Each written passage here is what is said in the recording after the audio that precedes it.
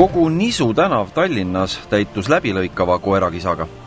Nisu tänav 19 korter 5 perenaine otsustas oma mõnekuises kutsikast vabaneda ja viskas looma teise korruse aknast lihtsalt välja. Naise 2-aastane tütretütar nägi ilmselt vanaema võigast tegu pealt. Haavatud koer suutis vaid roomata. Собака плакала, подбежали люди. Она даже не могла встать на лапки, она была в шоке. Appi tõttanud inimesed kutsusid kohale ka politsei. Napsitanud perenaise sõnul olevat aga koer ise aknast välja hüpanud. Kaamera ette keeldus proua tulemast.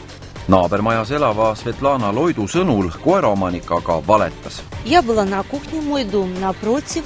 И вот с этого окна просто взяли так за шиворот и выкинули маленькую собачку, щенка.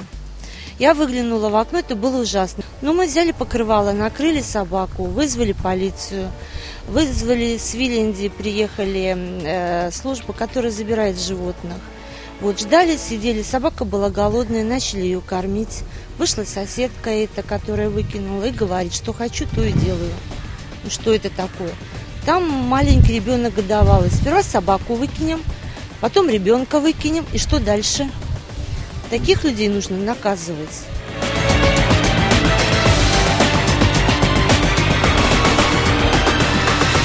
Vigastatud kutsikas viibib praegu Tallinna loomade varjupaigas. Koeral on tagumine jalg murdunud ja läheb homme hommikul kliinikusse spetsialistide käe alla. Esialgsetel andmetel on politsei alustanud juhtumi uurimiseks väärteomenetlust.